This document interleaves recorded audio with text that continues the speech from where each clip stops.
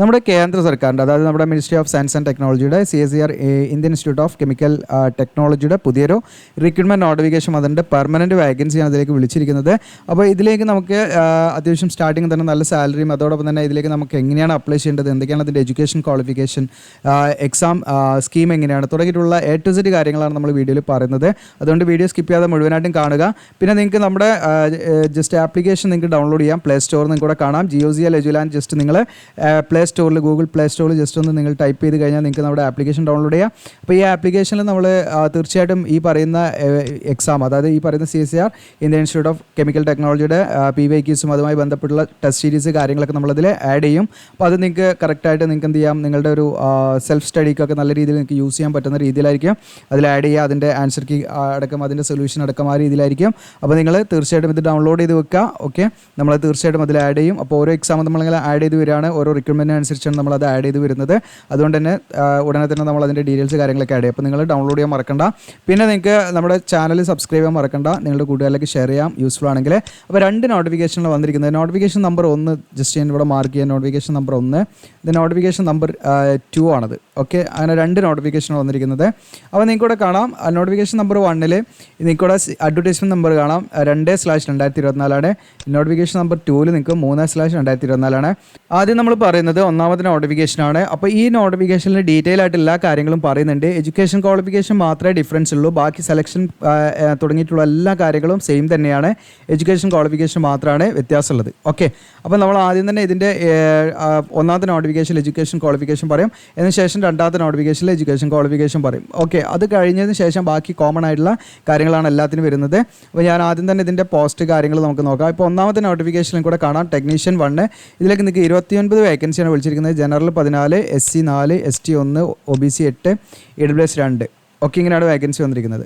ഇനി ഇതിലേക്ക് age limit എന്ന് പറയുന്നത് 28 വയസ്സ് വരെ അപ്ലൈ ചെയ്യാം. ഓൺലൈൻ അപേക്ഷയുടെ ലാസ്റ്റ് ഡേറ്റിലേക്കാണ് ഏജ് കണക്കാക്കുന്നത്. അപ്പോൾ 28 വയസ്സ് കഴിയാൻ പാടില്ല. അപ്പോൾ നിങ്ങൾക്ക് ഈ പറയുന്ന OBC കാൻഡിഡേറ്റ്സ് ആണെങ്കിൽ 31 വയസ്സ് വരെയും, SC ST ആണെങ്കിൽ 33 വയസ്സ് വരെയും, PWD ആണെങ്കിൽ അവർക്ക് 10 മുതൽ 15 വർഷം വരെ ഏജ് റിലാക്സേഷൻ ഉണ്ടായിരിക്കും. ഇനി ഇതിൻ്റെ അപ്രോക്സിമേറ്റ് നമുക്ക് കയ്യിൽ കിട്ടുന്നത് സ്റ്റാർട്ടിംഗ് സാലറിയാണ് ഇവിടെ കൊടുത്തിരിക്കുന്നത്. 38,453 രൂപയാണ് നമുക്ക് കിട്ടുക. പിന്നെ ഇതിലേക്ക് നിങ്ങൾക്ക് ഇതിൻ്റെ പോസ്റ്റ് ക്വാളിഫിക്കേഷൻ കാര്യങ്ങളൊക്കെ നമുക്ക് നോക്കാം. അപ്പം ഇതാണ് പോസ്റ്റ് കോഡ് വരുന്നത്. ജസ്റ്റ് നോക്കുക നിങ്ങൾക്ക് പോസ്റ്റ് കോഡ്. ഇവിടെ നിങ്ങൾക്ക് കാണാം ഇലക്ട്രീഷ്യൻ എന്ന് പറയുന്ന ട്രേഡിലേക്ക് നിങ്ങൾക്ക് ഈ പറയുന്ന 10ാം ക്ലാസ്സിൽ 55% മാർക്കോട് കൂടി പാസ്സാവുകയും പ്ലസ് അതിൻ്റെ കൂടെ നിങ്ങൾക്ക് ഇലക്ട്രീഷ്യൻ ട്രേഡിൽ നാഷണൽ ട്രേഡ് സർട്ടിഫിക്കറ്റ് അല്ലെങ്കിൽ ഈ പറയുന്ന ITI നിങ്ങൾക്ക് ചെയ്തിരിക്കുക എന്നുള്ളതാണ്. അങ്ങനെയുള്ളവർക്ക് എന്ത് ചെയ്യാം, ഇതിലേക്ക് അപ്ലൈ ചെയ്യാം. അപ്പോൾ അതിൻ്റെ ടോട്ടൽ 5 പോസ്റ്റാണ് വന്നിരിക്കുന്നത്. അതിൽ നിങ്ങൾക്ക് ജനറൽ 2 വേക്കൻസി, OBC 2, EWC ഇങ്ങനെയാണ് വേക്കൻസി. SC ST ഇതിൽ വേക്കൻസി ഇല്ല, പക്ഷേ അവർക്ക് ജനറൽ വേക്കൻസിയിലേക്ക് അപ്ലൈ ചെയ്യാവുന്നതാണ് കേട്ടോ. അപ്പോൾ നിങ്ങളുടെ കമ്മ്യൂണിറ്റിയിൽ അല്ലെങ്കിൽ കാറ്റഗറിയിൽ വേക്കൻസി ഇല്ലെങ്കിൽ നിങ്ങൾക്ക് ജനറൽ വേക്കൻസി ഉണ്ട്, തീർച്ചയായിട്ടും അതിലേക്ക് അപ്ലൈ ചെയ്യാൻ നിങ്ങൾ മനസ്സിലാക്കുക. ഇതിനടുത്ത പോസ്റ്റ് കൂടെ ഇവിടെ നിങ്ങൾക്ക് കാണാം മെക്കാനിക്കൽ ഫിറ്ററാണ്. ഇതിലേക്ക് നിങ്ങൾക്ക് 55% മാർക്കോടുകൂടി 10ാം ക്ലാസ് പാസ്സായിരിക്കുക പ്ലസ് ഫിറ്റർ ട്രേഡിൽ ITI കഴിഞ്ഞവർക്ക് അപ്ലൈ ചെയ്യാം. 3 വേക്കൻസിയാണ്. അപ്പോൾ വേക്കൻസി ഞാൻ റിപ്പീറ്റ് ചെയ്യുന്നില്ല, നിങ്ങൾക്ക് ഇവിടെ നോക്കിക്കഴിഞ്ഞാൽ പെട്ടെന്ന് മനസ്സിലാവും. അപ്പോൾ ജനറൽ വേക്കൻസി ഉണ്ടെങ്കിൽ ഏത് കാറ്റഗറി, ഇപ്പോൾ ഇതിൽ OBCക്ക് ഒരു വേക്കൻസിയും SCക്കാണ്. അപ്പോൾ STക്ക് ഇതിൽ വേക്കൻസി ഇല്ല, EWSന് വേക്കൻസി ഇല്ല, റിസർവ്ഡ് വേക്കൻസി ഇല്ല, പക്ഷേ അവർക്ക് ജനറൽ വേക്കൻസിയിൽ തീർച്ചയായിട്ടും അപ്ലൈ ചെയ്യാം. ഇനി അടുത്ത ഇൻസ്ട്രുമെൻറ്റ് മെക്കാനിക്കാണ്. പോസ്റ്റ് കോഡ് ഇവിടെ കാണാം. 5 പോസ്റ്റാണ് ഇതിൽ. 10ാം ക്ലാസ് 55% മാർക്ക് പ്ലസ് അതിൻ്റെ കൂടെ ഇൻസ്ട്രുമെൻറ്റ് മെക്കാനിക്കൽ ITI കഴിഞ്ഞവർക്ക് ഇതിലേക്ക് അപ്ലൈ ചെയ്യാം. ഇതിനടുത്ത് ലബോറട്ടറി അസിസ്റ്റൻ്റ് ആണ്. ഇതിലേക്ക് 10 വേക്കൻസി ഉണ്ട്. ഇതിലേക്ക് നിങ്ങൾക്ക് 10ാം ക്ലാസ് 55% മാർക്കോട് പാസ്സായിരിക്കുക പ്ലസ് എന്താണ് ലബോറട്ടറി അസിസ്റ്റൻറ്റ് കെമിക്കൽ പ്ലാന്റ് ട്രേഡിൽ നിങ്ങൾക്ക് ഈ പറയുന്ന ITI കഴിഞ്ഞവർക്ക് എന്ത് ചെയ്യാം, ഇതിലേക്ക് അപ്ലൈ ചെയ്യാം. യാതൊരുവിധ എക്സ്പീരിയൻസോ കാര്യങ്ങളോ ഒരു വേക്കൻസിക്കും ഇതിലേക്ക് നിങ്ങൾക്ക് ആവശ്യമില്ല. ഫ്രഷേഴ്സിന് അപ്ലൈ ചെയ്യുന്ന പോസ്റ്റുകളാണ് എല്ലാം. ഇതിനടുത്ത് mechanic refrigeration and air conditioning ആണ്. അപ്പോൾ ഇതിലേക്ക് 10ാം ക്ലാസ് 55% മാർക്കോട് പാസ്സായിരിക്കുക പ്ലസ് നിങ്ങൾക്ക് എന്താ മെക്കാനിക് R&Dസിൽ നിങ്ങൾ ITI കഴിഞ്ഞവർക്ക് ഇതിലേക്ക് അപ്ലൈ ചെയ്യാം. ഇതിന് അടുത്തത് നിങ്ങൾക്ക് മെക്കാനിക് മോട്ടോർ വെഹിക്കിളാണ്. പോസ്റ്റ് കോഡ് എല്ലാത്തിൻ്റെ കൂടെ ചെക്ക് ചെയ്യണം. ഒരു വേക്കൻസിയാണ്, ജനറലാണ്. ആർക്ക് വേണമെങ്കിലും ഇതിലേക്ക് അപ്ലൈ ചെയ്യാം കേട്ടോ. അപ്പോൾ നിങ്ങളുടെ റിസർവ്ഡ് വേക്കൻസി തന്നെ വേണമെന്ന് യാതൊരു നിർബന്ധമില്ല, ആർക്ക് വേണമെങ്കിലും അതിലേക്ക് അപ്ലൈ ചെയ്യാം. അപ്പോൾ ഇതിലേക്ക് നിങ്ങൾക്ക് 10ാം ക്ലാസ് 55% മാർക്കോട് പാസ്സായിരിക്കുക പ്ലസ് മെക്കാനിക് മോട്ടോർ വെഹിക്കിൾ ട്രേഡിൽ ITI കഴിഞ്ഞിരിക്കുക എന്നുള്ളതാണ്. അടുത്ത ഡ്രാഫ്റ്റ്മാൻ സിവിലാണ്. 2 വേക്കൻസിയാണ്.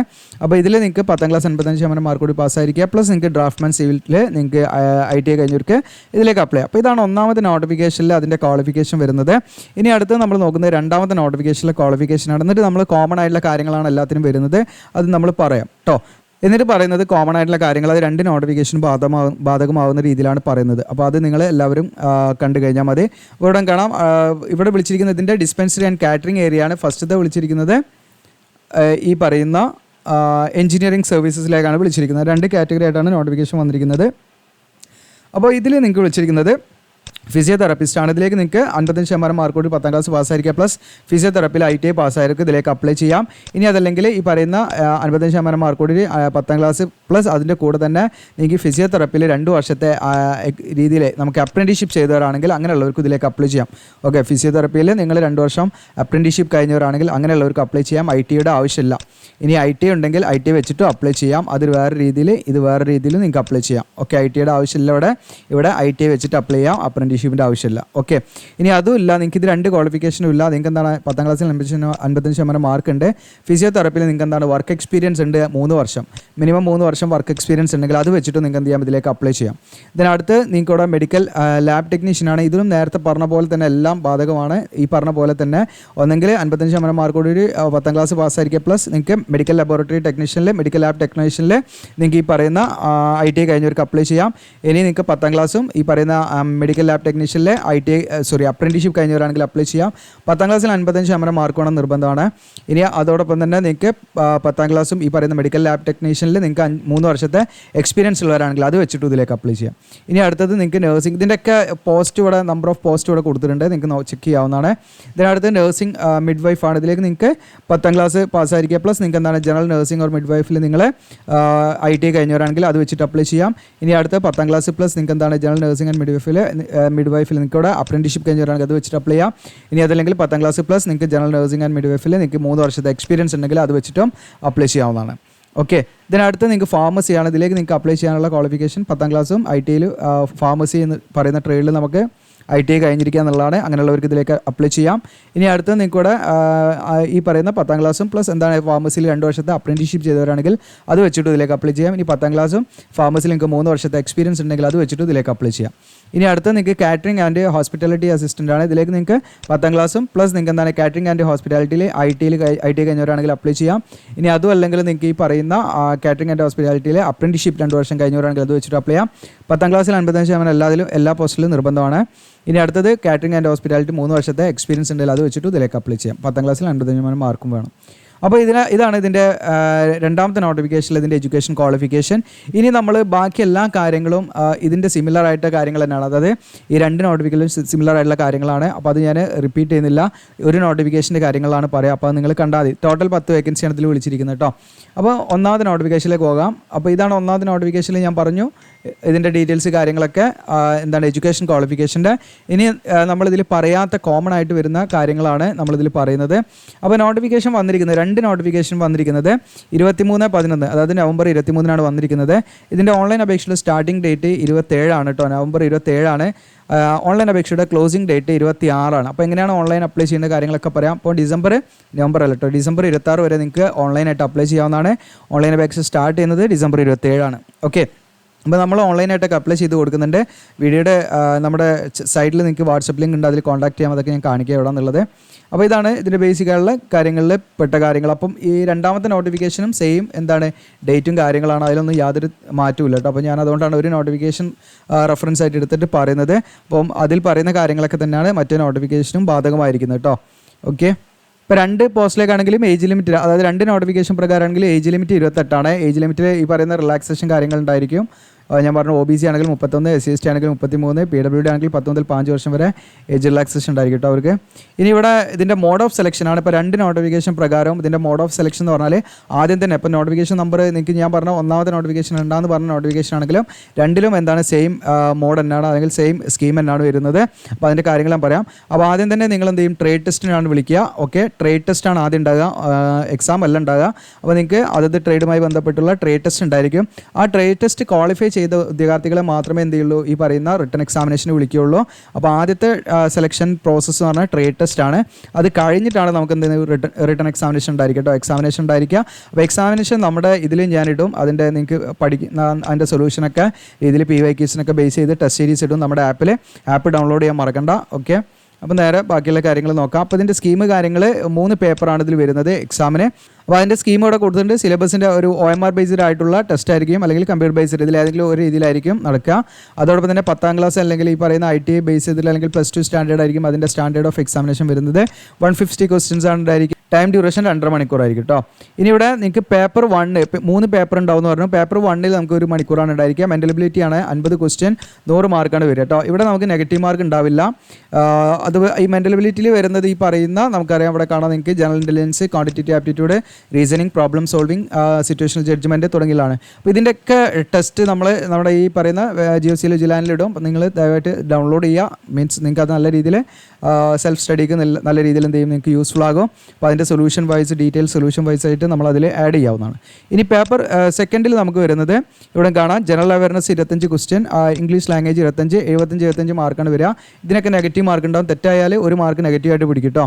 ഓക്കെ. പിന്നെ നിങ്ങൾക്ക് പേപ്പർ 3 ആണ്. ഇതിൽ നിങ്ങൾക്ക് കൺസേൺഡ് സബ്ജക്റ്റ് ആണ് നിങ്ങളുടെ ഇലക്ട്രീഷ്യനോ വിറ്ററോ ഏതാ വെച്ചാൽ അതുമായി ബന്ധപ്പെട്ടുള്ള ക്വസ്റ്റ്യൻസ് ആണ് ഉണ്ടായിരിക്കുക. അത് 50 ക്വസ്റ്റ്യൻ 150 ആണ് മാർക്ക്. ഇവിടെ തെറ്റായി രേഖപ്പെടുത്തിയാൽ 1 മാർക്ക് നെഗറ്റീവായിട്ട് പിടിക്കും. ഓക്കെ. അപ്പോൾ ഇത്രയാണ് ഇതിൻ്റെ ആ ഒരു സ്കീം എന്ന് പറയുന്നത്. ഇതേ സെയിം സ്കീം തന്നെയാണ് നമ്മുടെ രണ്ടാമത്തെ നോട്ടിഫിക്കേഷൻ വരുന്നത്. അതുകൊണ്ട് അത് റിപ്പീറ്റ് ചെയ്യുന്നില്ല, സെയിം സ്കീമാണ് എന്ന് പ്രത്യേകം ശ്രദ്ധിക്കുക കേട്ടോ. ഇവിടെയൊക്കെ സെയിം സംഭവം തന്നെയാണ്. പേപ്പർ 1ഉം 2ഉം സെയിം ആണ്. പക്ഷേ 3 നമ്മുടെ സബ്ജക്റ്റിനനുസരിച്ച് അത് മാറുന്നുള്ളതാണ്. ഓക്കെ. ഇനി ഇതിലേക്ക് അപേക്ഷാ ഫീസിൻ്റെ 2 നോട്ടിഫിക്കേഷൻ പ്രകാരവും 500 രൂപയാണ് അപേക്ഷാ ഫീസ് വരുന്നത് കേട്ടോ. ഓക്കെ. രണ്ടാമത്തെ നോട്ടിഫിക്കേഷൻ ആണെങ്കിൽ ഒന്നാമത്തെ നോട്ടിഫിക്കേഷൻ 500 രൂപ ഫീ കൊടുക്കണം. SBI കളക്റ്റിലൂടെയാണ് ഫീ അടയ്ക്കണം. എങ്ങനെയാണെന്നുള്ളത് ഞാൻ കാണിക്കാം. അതോടൊപ്പം തന്നെ നിങ്ങൾക്ക് SC ST അതുപോലെ PWD അതുപോലെ തന്നെ women candidates, CSIR employees, ex servicemen ഇവർക്കൊന്നും യാതൊരു ഫീയും കൊടുക്കേണ്ട, ഫ്രീ ആയിട്ട് അപ്ലൈ ചെയ്യാം. അപ്പോൾ ഫീമെയിൽ കാൻഡിഡേറ്റ്സ് ഏത് കാറ്റഗറി ഉള്ളവർക്കാണെങ്കിലും അവർക്ക് എന്ത് ചെയ്യാം, ഫ്രീ ആയിട്ട് അപ്ലൈ ചെയ്യാം. ബാക്കിയുള്ളവർക്കൊക്കെ ഈ പറയുന്ന 500 രൂപ ഫീ ഉണ്ട് കേട്ടോ. SC ST PWD കാൻഡിഡേറ്റ്സിനും എക്സ് സർവീസ്മെനും CSIR എംപ്ലോയീസിനും അതുപോലെ ഫീമെയിൽ കാൻഡിഡേറ്റ്സിനും അവർക്ക് എന്ത് ചെയ്യാം, ഫ്രീ ആയിട്ട് ഇതിലേക്ക് അപ്ലൈ ചെയ്യാം. പിന്നെ നമ്മൾ ഈ പറയുന്ന റീസെൻ്റ് ആയിട്ടുള്ള പാസ്വേഡ്സ്, ഫോട്ടോഗ്രാഫും സിഗ്നേച്ചറും കാര്യങ്ങളൊക്കെ നമ്മളിതിൽ അപ്ലോഡ് ചെയ്യണം. അതിൻ്റെ ഡീറ്റെയിൽ ആയിട്ട് എന്തൊക്കെയാണ് അപ്ലോഡ് ചെയ്യേണ്ടതെന്നുള്ള കാര്യങ്ങളൊക്കെ കാണിക്കാം. അപ്പോൾ എന്തൊക്കെ ഡോക്യുമെൻറ്റ്സ് ആണ് നമ്മൾ ഓൺലൈനായിട്ട് ഫോം ഫിൽ ചെയ്യുന്ന സമയത്ത് നമ്മൾ അപ്ലോഡ് ചെയ്യേണ്ടത് വെച്ചാൽ, നമ്മൾ ഫീ അടയ്ക്കേണ്ട ഉദ്യോഗാർത്ഥികളാണെങ്കിൽ അവർ 500 രൂപ ഫീ അടച്ചതിൻ്റെ SBI കളക്റ്റിൽ നിന്ന് നമ്മൾ ഫീ അടച്ചതിൻ്റെ റെസിപ്റ്റ് കിട്ടും. ആ റെസിപ്റ്റ് നമ്മൾ അതിൽ അപ്ലോഡ് ചെയ്യണം. പിന്നെ റീസെൻറ്റ് പാസ്വേഡ് കളർ ഫോട്ടോഗ്രാഫ് ആയിരിക്കണം. പിന്നെ സിഗ്നേച്ചർ അപ്ലോഡ് ചെയ്യണം. പിന്നെ SSLCയുടെ ആ ഒരു സർട്ടിഫിക്കറ്റ് നമ്മളിതിലേക്ക് അപ്ലോഡ് ചെയ്യണം, നമ്മുടെ ഡേറ്റ് ഓഫ് ബർത്തിൻ്റെ പ്രൂഫിന് വേണ്ടിയിട്ട്. ഇവിടെയൊക്കെ നമ്മുടെ പേര് എന്തെങ്കിലും മാറ്റങ്ങൾ ഉണ്ടെങ്കിൽ അല്ലെങ്കിൽ പേര് ചേഞ്ച് ചെയ്തിട്ട് അങ്ങനെയുള്ളവർക്കുള്ളതാണ്, ഇത് നമ്മൾ നോക്കേണ്ട ആവശ്യമില്ല. പിന്നെ നിങ്ങൾക്ക് എഡ്യൂക്കേഷൻ സർട്ടിഫിക്കറ്റ്, അതായത് നിങ്ങളുടെ ITൻ്റെ മാർക്ക് ഷീറ്റും കാര്യങ്ങളും, നമ്മുടെ SSLC സർട്ടിഫിക്കറ്റ് അങ്ങനെ തുടങ്ങിയുള്ള എല്ലാ കാര്യങ്ങളും നമ്മൾ എന്ത് ചെയ്യണം, ഇതിലേക്ക് സ്കാൻ ചെയ്ത് അപ്ലോഡ് ചെയ്യണം. പിന്നെ നിങ്ങൾ ഇവിടെ ചെയ്യേണ്ടത് SC ST OBC EWS candidates ആണെങ്കിൽ അവർ സെൻട്രൽ ഗവൺമെൻറ് പർപ്പസിന് വേണ്ടി കാറ്റഗറിയുടെ ഫോർമാറ്റ്, സർട്ടിഫിക്കറ്റ് ഫോർമാറ്റ് ഇതിൽ കൊടുത്തിട്ടുണ്ട്. സെൻട്രൽ ഗവൺമെൻറ് പർപ്പസിന് വേണ്ടി തയ്യാറാക്കിയ സർട്ടിഫിക്കറ്റ് ഇതിലേക്ക് എന്ത് ചെയ്യണം, അപ്ലോഡ് ചെയ്യണം. ഓക്കെ. വാലിഡ് ആയിട്ടുള്ള സർട്ടിഫിക്കറ്റ് ആയിരിക്കണം. പിന്നെ നിങ്ങൾ OBC കാൻഡിഡേറ്റ്സ് ആണെങ്കിൽ അവർ എക്സ്ട്രാ ഒരു ഡിക്ലറേഷൻ ഫോമും പാടുണ്ട്, അത് ഞാൻ കാണിക്കാം. ഓക്കെ. നമ്മുടെ കാറ്റഗറി സർട്ടിഫിക്കറ്റ് OBC NCL സർട്ടിഫിക്കറ്റിൻ്റെ കൂടെ ഒരു നമ്മൾ തന്നെ സെൽഫ് ഡിക്ലറേഷൻ കൊടുക്കുന്ന ഒരു സർട്ടിഫിക്കറ്റ് ഫോർമാറ്റ് ഉണ്ട്. ആ ഫോർമാറ്റിൽ നമ്മൾ പ്രിൻ്റ് എടുത്തിട്ട് നമ്മൾ തന്നെ ഫില്ല് ചെയ്തിട്ട് അത് ആ സർട്ടിഫിക്കറ്റും പാടെ നമ്മൾ അതിൻ്റെ കൂടെ അപ്ലോഡ് ചെയ്യണം കേട്ടോ. അപ്പോൾ OBC കാൻഡിഡേറ്റ്സ് 2 സർട്ടിഫിക്കറ്റ് അപ്ലോഡ് ചെയ്യണം. ഒന്ന് നമുക്ക് താലൂക്കിൽ നിന്ന് നമുക്ക് തഹസിൽദാർ ഇഷ്യൂ ചെയ്തിരുന്ന സർട്ടിഫിക്കറ്റ്. രണ്ടാമത്തെ നമ്മൾ അതിൻ്റെ കൂടെ ചെയ്യേണ്ടത് നമ്മുടെ ഒരു സെൽഫ് ഡിക്ലറേഷൻ ഉണ്ട്, അതിൻ്റെ ഫോർമാറ്റ് ഇവർ തന്നിട്ടുണ്ട്. അത് നമ്മൾ പ്രിൻറ്റ് ചെയ്യുക, എന്നിട്ട് അതിൽ നമ്മൾ ഫില്ല് ചെയ്തിട്ട് നമ്മൾ തന്നെ സൈൻ ചെയ്തിട്ട് അത് സ്കാൻ ചെയ്തിട്ട് അപ്ലോഡ് ചെയ്യണം. അതായത് ക്രിമിനൽ വിഭാഗത്തിൽ പെട്ടവരല്ല എന്നുള്ളൊരു സ്റ്റേറ്റ്മെൻറ്റാണ്. ഓക്കെ. ഡിക്ലറേഷനാണ്. അപ്പോൾ ഇത്രയാണ് പ്രധാനപ്പെട്ട ഡോക്യുമെൻറ്റ്സ് കാര്യങ്ങൾ. വേറെ എന്തെങ്കിലും നിങ്ങൾക്ക് ഉണ്ടെങ്കിൽ അതൊക്കെ നിങ്ങൾക്ക് ഇതിൻ്റെ കൂടെ വെക്കാവുന്നതാണ്. ഇനി ഇവിടെ സർട്ടിഫിക്കറ്റിൻ്റെ ഫോർമാറ്റ് കാര്യങ്ങളൊക്കെ കാണിക്കാം. ഇത് SC ST കാൻഡിഡേറ്റ്സിന് തയ്യാറാക്കേണ്ട സർട്ടിഫിക്കറ്റിൻ്റെ മാതൃകയാണ്. അപ്പോൾ ഇത് സെയിം മാതൃകയായിരിക്കണം എന്ന് പ്രത്യേകം ശ്രദ്ധിക്കുക. OBC കാൻഡിഡേറ്റ്സ് തയ്യാറാക്കേണ്ട സർട്ടിഫിക്കറ്റിൻ്റെ മാതൃകയാണ്. അപ്പോൾ ഈ ഒരു സർട്ടിഫിക്കറ്റും പ്ലസ് ഇത് നമുക്ക് താലൂക്കിൽ നിന്ന് ഇഷ്യൂ ചെയ്തേണ്ട സർട്ടിഫിക്കറ്റാണ് ഞാനിപ്പോൾ ഇവിടെ കാണിച്ചത്. ഇനി ഇവിടെ നമുക്ക് OBC കാൻഡിഡേറ്റ്സ് തന്നെ OBC NCL ആണെങ്കിൽ കേട്ടോ, അതായത് OBCക്ക് ഈ പറയുന്ന എന്താണ് റിലാക്സേഷനോ റിസർവേഷനോ ഉണ്ടാവില്ല, OBC നോൺ ക്രിമിനൽ കാൻഡിഡേറ്റ്സിനാണ് ഉണ്ടായിരിക്കുക. ഇനി OBC കാൻഡിഡേറ്റ്സിൻ്റെ 2 സർട്ടിഫിക്കറ്റ് പറഞ്ഞാൽ ഒന്ന് ഞാനിവിടെ കാണിച്ചു, ഇത് നമുക്ക് താലൂക്കിൽ നിന്ന് ഇഷ്യൂ ചെയ്തേണ്ടതാണ്, സെൻട്രൽ ഗവൺമെൻറ് പർപ്പസിന് വേണ്ടിയുള്ള. ഓക്കെ.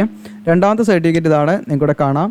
ഈ സർട്ടിഫിക്കറ്റ് നമ്മൾ എന്തെന്ന് വെച്ചാൽ ഇതിൻ്റെ സർട്ടിഫിക്കറ്റ് ഫോർമാറ്റിൽ നമ്മൾ പ്രിൻ്റ് എടുക്കുക, എന്നിട്ട് നിങ്ങളിവിടെ ഫില്ല് ചെയ്യുന്ന നിങ്ങളുടെ പേര്, ഫാദറിൻ്റെ പേര് ഇതൊക്കെ കൊടുത്ത് നിങ്ങളുടെ കമ്മ്യൂണിറ്റി ഏതാച്ചാൽ അതൊക്കെ കൊടുത്തിട്ട് നിങ്ങൾ എന്ത് ചെയ്യുക, ഈ സർട്ടിഫിക്കറ്റ് നിങ്ങൾ signature, full name, address, place, നിങ്ങളുടെ ഡേറ്റ് ഇതും പാടെ നിങ്ങൾ എന്ത് ചെയ്യണം, സ്കാൻ ചെയ്ത് അപ്ലോഡ് ചെയ്യണം കേട്ടോ. OBC NCL കാൻഡിഡേറ്റ്സ് ആണെങ്കിൽ.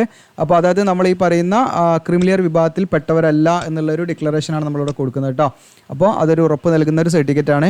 അപ്പോൾ ഇതിനിപ്പോൾ നിങ്ങൾക്ക് ഇതേ സെയിം ഫോർമാറ്റ് തന്നെയാണ് നമ്മുടെ ഡിജിറ്റൽ കോപ്പി നമ്മുടെ കയ്യിലുണ്ടെങ്കിൽ, അതായത് ഇപ്പം നിങ്ങൾക്ക് ഇവിടെ കാണാൻ പറ്റും, ഇവിടെ കാണാം appointment to post under the government of India എന്നുള്ള രീതിയിൽ ഈ ഒരു രീതിയിൽ തന്നെയാണ് നിങ്ങളുടെ കയ്യിലിരിക്കുന്ന ഡിജിറ്റൽ കോപ്പിയെങ്കിൽ വാലിഡ് ആണെങ്കിൽ അത് വെച്ചാലും മതി. ഓക്കെ. അപ്പോൾ അല്ലെങ്കിൽ ഇതേ രീതിയിൽ ഫോർമാറ്റിൽ നിങ്ങൾ ഉണ്ടാക്കണം, പ്രത്യേകം ശ്രദ്ധിക്കുക. ഇനി EWS കാൻഡിഡേറ്റ്സ് ആണെങ്കിൽ അവർ തയ്യാറാക്കേണ്ട സർട്ടിഫിക്കറ്റ് മാത്രമേ ഉണ്ട്. അപ്പോൾ ആവശ്യമുള്ള എല്ലാ സർട്ടിഫിക്കറ്റും PWD കാൻഡിഡേറ്റ്സിൻ്റെ എല്ലാം ഇതിലുണ്ട്, നിങ്ങൾക്ക് നോക്കാം. അപ്പോൾ രണ്ടാമത്തെ നോട്ടിഫിക്കേഷനിലും ബാക്കി എല്ലാ കാര്യങ്ങളും ഞാൻ പറഞ്ഞ എല്ലാ കാര്യങ്ങളും ഇതുപോലെ തന്നെയാണ്. ഡേറ്റും കാര്യങ്ങളൊന്നും യാതൊരു വ്യത്യാസമില്ല, 2 നോട്ടിഫിക്കേഷൻ ഒരേപോലെ വന്നതാണ്.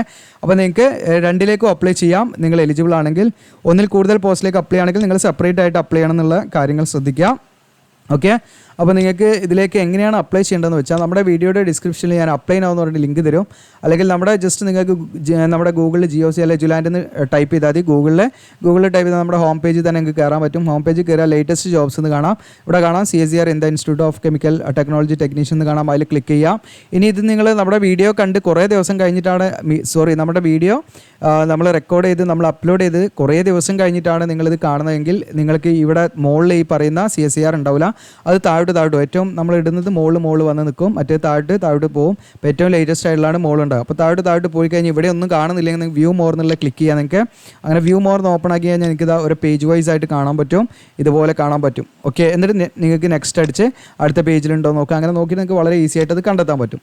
ഓക്കെ, അപ്പോൾ ഞാനിവിടെ CSER in the institute of Chemical technology എന്നുള്ള അതിൽ ക്ലിക്ക് ചെയ്യുന്നു. അതിൽ ക്ലിക്ക് ചെയ്യുമ്പോൾ ഈ ഒരു പേജിലേക്കാണ് നമ്മൾ വരിക. താഴോട്ട് സ്ക്രോൾ ഡൗൺ ചെയ്യുക, ഇമ്പോർട്ടൻറ്റ് കാര്യങ്ങളൊക്കെ അതിൽ കൊടുത്തിട്ടുണ്ട്. ഇവിടെ നിങ്ങൾക്ക് കാണാം ഇമ്പോർട്ടൻറ്റ് ലിങ്ക്സ് ഞാൻ കൊടുത്തിട്ടുണ്ട്. അപ്പോൾ നിങ്ങൾക്ക് നോട്ടിഫിക്കേഷൻ ഒന്നാമത്തെ നോട്ടിഫിക്കേഷൻ ഇത് ഡൗൺലോഡ് ചെയ്യാം, രണ്ടാമത്തെ നോട്ടിഫിക്കേഷൻ ഇതിന്ന് ഡൗൺലോഡ് ചെയ്യാം, 2 നോട്ടിഫിക്കേഷൻ ഡൗൺലോഡ് ചെയ്യാം. ഇനി ഇവിടെ അപ്ലൈ ചെയ്യാനുള്ള ലിങ്ക് അവൈലബിൾ ആയിട്ടില്ല. അപ്പോൾ ഞാൻ വീഡിയോ ചെയ്യുന്നത് 24/11 27 നമുക്ക് എന്ത് ചെയ്യുള്ളൂ, ലിങ്ക് ആക്റ്റീവ് ആവുള്ളൂ. ലിങ്ക് ആക്റ്റീവ് ആയാലും ഞാനിവിടെ അപ്ഡേറ്റ് ചെയ്യാം. പിന്നെ നമ്മൾ ഓൺലൈനായിട്ട് ചെയ്ത് കൊടുക്കുന്നുണ്ട്. നിങ്ങൾക്ക് എന്ത് ചെയ്യാം, കോൺടാക്ട് അവർ ഓൺലൈൻ ആപ്ലിക്കേഷൻ ടീം എന്നുള്ള ഇതിൽ ക്ലിക്ക് ചെയ്താൽ നമ്മളെ കോൺടാക്ട് ചെയ്യാം. പിന്നെ നമ്മുടെ ആപ്പ് ഡൗൺലോഡ് ചെയ്യണമെങ്കിൽ ഡൗൺലോഡ് ആപ്പ് എന്നുള്ളത് ക്ലിക്ക് ചെയ്യാം. ഇനി നമ്മുടെ വെബ്സൈറ്റ് ഉണ്ട്. ഇപ്പോൾ ഈ പറയുന്ന iOS അതായത് ഐഫോണൊക്കെയാണ് ഉപയോഗിക്കുന്നതെങ്കിൽ നിങ്ങൾക്ക് നമ്മുടെ വെബ്സൈറ്റ് ആയിട്ട് ഉപയോഗിക്കാം. ഓക്കെ, ഇനി ഇവിടെ നിങ്ങൾക്ക് ശ്രദ്ധിക്കേണ്ട കാര്യം എന്ന് വെച്ചാൽ ഓൺലൈൻ പേയ്മെൻറ്റിൻ്റെ കാര്യങ്ങളാണ്. അപ്പോൾ അപ്ലൈ ഓൺലൈൻ എന്നുള്ളത് ഞാൻ ആ സമയത്ത് അപ്ഡേറ്റ് ചെയ്യും. നമ്മൾ പേയ്മെൻറ്റ് ചെയ്യുമ്പോൾ നമുക്ക് SBI കളക്റ്റിലൂടെയാണ്. അപ്പോൾ SBI കളക്റ്റിൻ്റെ ലിങ്ക് അവിടെ കൊടുത്തിട്ടുണ്ട്, ക്ലിക്ക് ചെയ്യുന്ന കൊടുക്കുക. അപ്പോൾ നമ്മൾ SBI കളക്റ്റിലേക്ക് ഓപ്പണായി വന്നു. ഇവിടെ നമ്മൾ ചെയ്യേണ്ട കാര്യങ്ങൾ പ്രത്യേകം ശ്രദ്ധിക്കുക. ഇവിടെ നമ്മൾ സെലക്ട് ചെയ്യേണ്ടത്, അപ്പോൾ നമ്മൾ ഈ ഒരു പേജിലേക്കായിരിക്കും വരിക. ഇവിടെ നമ്മൾ സെലക്ട് ചെയ്യേണ്ടത് ഗവൺമെൻറ് ഡിപ്പാർട്ട്മെൻ്റ് ആണ്. അത് നിങ്ങൾക്ക് ഇവിടെ കാണാം, ഗവൺമെൻറ് ഡിപ്പാർട്ട്മെൻറ്റ് എന്നുള്ള സെലക്ട് ചെയ്യുക. അപ്പോൾ നിങ്ങൾക്ക് ഏത് ബാങ്കിൻ്റെ ATM കാർഡോ നിങ്ങളുടെ ഗൂഗിൾ പേ, ഫോൺ പേ ഇതൊക്കെ ഉപയോഗിച്ച് ഇതിലൂടെ പേയ്മെൻറ്റ് ചെയ്യാം കേട്ടോ. അവിടെ SBI കളക്ട് എന്ന് പറഞ്ഞിട്ട് SBI കാർഡ് തന്നെ വേണമെന്ന് യാതൊരു നിർബന്ധമില്ല. നിങ്ങൾ പ്രത്യേകം ശ്രദ്ധിക്കാം, നിങ്ങൾക്ക് ഏത് ATM കാർഡ് ഉപയോഗിച്ചിട്ടും ഫീ പേയ്മെൻറ്റ് ചെയ്യാം. അതുപോലെ നിങ്ങളുടെ ഗൂഗിൾ പേ, ഫോൺ പേ ഏതാണെങ്കിലും നിങ്ങൾക്ക് എന്ത് ചെയ്യാം, UPI രീതിയിലും പേയ്മെൻറ്റ് ചെയ്യാവുന്നതാണ്. ഓക്കെ, അപ്പോൾ നമ്മൾ ഈ ഒരു പേജിലേക്ക് വരും. ഗവൺമെൻറ് ഡിപ്പാർട്ട്മെൻറ്റ് പറയുമ്പോൾ നമുക്കത് അവിടെ നമ്മൾ സെലക്ട് ചെയ്യാമല്ലോ. അവിടെ കാണാം സെർച്ച് ഫോർ ഗവൺമെൻറ് ഡിപ്പാർട്ട്മെൻറ്റ് എന്ന് കാണും. അവിടെ നമ്മൾ സെർച്ച് ചെയ്യേണ്ട ഒരു കാര്യം ഞാൻ പറഞ്ഞുതരാം. ഇവിടെ നമ്മൾ എന്ത് ചെയ്യുക, ഈ പറയുന്ന സ്ഥാപനത്തിൻ്റെ പേര് കൊടുക്കാം. ഓക്കെ, അതായത് ഇന്ത്യൻ ഇൻസ്റ്റിറ്റ്യൂട്ട് ഓഫ് എന്നുള്ള കെമിക്കൽ ടെക്നോളജി എന്ന് അടിച്ചു കൊടുക്കുക. ഓക്കെ, അങ്ങനെ നമ്മൾ അടിച്ച സമയത്ത് നിങ്ങൾക്ക് ഇവിടെ കാണാൻ പറ്റും Indian Institute of Chemical technology. അപ്പോൾ സ്റ്റേറ്റ് ഇവിടെ നിങ്ങൾക്ക് കാണാം, സ്റ്റേറ്റ് എന്നുള്ളൊരു ഭാഗം ഉണ്ടാവും. ഇവിടെ തെലുങ്കാന ആണെന്ന് ഉറപ്പിക്കണം. ഓക്കെ, അത് പ്രത്യേകം ശ്രദ്ധിക്കണം. അപ്പോൾ നിങ്ങൾക്കിവിടെ Indian Institute of Chemical Technology Telangana ആണോ വന്നത് നോക്കുക. എന്ന് നമ്മൾ എന്ത് ചെയ്യുക, അതിൽ ഓക്കെ ആണെങ്കിൽ Indian Institute of Chemical Technology Telangana എന്നുള്ളതാണെങ്കിൽ ജസ്റ്റ് ക്ലിക്ക് ചെയ്യാം. ക്ലിക്ക് ചെയ്തിട്ട് നമ്മൾ പേയ്മെൻറ്റ് കാറ്റഗറിയാണ് അടുത്ത് ചെയ്യേണ്ടത്. എങ്ങനെയാണെന്നുള്ളത് കാണിക്കാം. ഇവിടെ നമ്മൾ ഡ്രോപ്പ് ഡൗൺ മെനു ആണ്. ഇതിൽ നമ്മൾ അപ്ലിക്കേഷൻ ഫീ ഫോർ റിക്രൂട്ട്മെൻറ്റ് എന്നുള്ളൊരു ഓപ്ഷൻ ഉണ്ടാവും. അതിലാണ് നമ്മളിതാ ഇവിടെ കാണാം, നമുക്ക് അപ്ലിക്കേഷൻ ഫീ ഫോർ റിക്രൂട്ട്മെൻറ്റ് എന്നുള്ളത് അതാണ് നമ്മൾ ക്ലിക്ക് ചെയ്യേണ്ടത്. ഓക്കെ, അത് ക്ലിക്ക് ചെയ്ത് കഴിഞ്ഞാൽ നിങ്ങൾക്ക് ഇവിടെ കാണാൻ പറ്റും, എമൗണ്ട് ഒക്കെ കൂടെ കാണാം, 500 rupees എന്നുള്ള കൂടെ കാണാം, ഓട്ടോമാറ്റിക്കായിട്ട് വന്നിട്ടുണ്ട്. അപ്പോൾ ഇനി നിങ്ങൾ ഏത് പോസ്റ്റിനാണ് അപ്ലൈ ചെയ്യുന്നത്, അഡ്വർടൈസ്മെൻറ്റ് നമ്പർ ഉണ്ട്. അപ്പം ഞാൻ പറഞ്ഞു 2 അഡ്വർടൈസ്മെൻറ്റ് ഉണ്ട്. അപ്പോൾ ഏതിലേക്കാണോ നിങ്ങൾ അപ്ലൈ ചെയ്യുന്നത്, ഇപ്പോൾ ഒന്ന് നിങ്ങൾക്ക് ഇവിടെ കാണാം 2/2024 മറ്റേത് നിങ്ങൾക്ക് 3/2024. അതാണ് അഡ്വർടൈസ്മെൻറ്റ് നമ്പർ. അപ്പോൾ അതിനൊക്കെ അനുസരിച്ച് നിങ്ങളത് കൊടുത്ത് നിങ്ങൾ പ്രോപ്പറായിട്ട് നിങ്ങളുടെ പേരും ഡീറ്റെയിൽസൊക്കെ കൊടുത്ത് നിങ്ങൾ നെക്സ്റ്റ് അടിച്ച് അങ്ങനെ പോയാൽ മതി. എന്നിട്ട് ഇതിൻ്റെ റെസിപ്റ്റ് നമ്മൾ പ്രിൻ്റ് എടുക്കണം. അത് നമ്മൾ എന്ത് ചെയ്യണം, ഓൺലൈനായിട്ട് ഫില്ല് ചെയ്യുന്ന സമയത്ത് അപ്ലോഡ് ചെയ്യേണ്ടതായിട്ടുണ്ട്. അപ്പോൾ ഇങ്ങനെയാണ് ചെയ്യേണ്ടത്. അപ്പോൾ ഇത് ഓൺലൈനായിട്ട് ഫോം ഫില്ല് ചെയ്യുന്ന വീഡിയോ ചെയ്യണമെങ്കിൽ നിങ്ങൾ കമൻറ്റ് ചെയ്യുക, ഡേറ്റ് ആയാലും നമ്മൾ ചെയ്യാം. നിങ്ങളുടെ ഫോം ഫില്ല് ചെയ്യണമെങ്കിൽ നിങ്ങൾ എന്ത് ചെയ്യുക, കോൺടാക്ട് ചെയ്യുക. ഓക്കെ, നമ്മുടെ ഡാറ്റൻ്റെ ടീമുണ്ട്, ജസ്റ്റ് കോൺടാക്ട് അവർ ഓൺലൈൻ ആപ്ലിക്കേഷൻ ഉണ്ടാവും. ഓക്കെ, അതിൽ ക്ലിക്ക് ചെയ്യുക. അപ്പോൾ നിങ്ങളുടെ ഡൗട്ടൊക്കെ ചോദിക്കാൻ ദയവായിട്ട് അതിൽ ചോദിക്കരുത്. കാരണം ആ നമ്പർ അധികവും നമ്മുടെ ഡാറ്റ എൻട്രി ടീമിൻ്റെ അടുത്താണ് ഉണ്ടാകുക. അപ്പോൾ അവരാണ് അതിൻ്റെ കാര്യങ്ങളൊക്കെ നോക്കുക. അപ്പോൾ അവർക്ക് എല്ലാ കാര്യങ്ങളും പറഞ്ഞുതരാൻ പറ്റില്ല, തിരക്കുകളും അതുപോലെ തന്നെ അവർക്ക് അറിയാവുന്ന കാര്യങ്ങൾക്ക് അവർ പറഞ്ഞുതരുള്ളൂ. അപ്പോൾ അതല്ല നമ്മൾ ഭയങ്കര ഡിമാൻഡായിട്ടാണ് അല്ലെങ്കിൽ നമുക്ക് ഭയങ്കര ഇതായിട്ടാണെന്ന് വിചാരിക്കരുത്. ആ നമ്പറിൽ കോൺടാക്ട് ചെയ്താൽ കിട്ടില്ല. നിങ്ങൾക്കിപ്പോൾ നമ്മുടെ ആപ്പിൽ കയറിയിട്ട് ഇതിൽ ചാറ്റ് ഓപ്ഷൻ ഉണ്ട്. അതിലൂടെയൊക്കെ മെസ്സേജ് അയച്ചാൽ എനിക്ക് കുറച്ചും പാടെ ഈ ഇടയ്ക്ക് നോക്കാനൊക്കെ ഞാൻ ശ്രദ്ധിക്കാറുണ്ട്. അപ്പോൾ അതിലൂടെയൊക്കെ വേണമെങ്കിൽ നിങ്ങൾക്ക് മെസ്സേജ് അയക്കാം കേട്ടോ.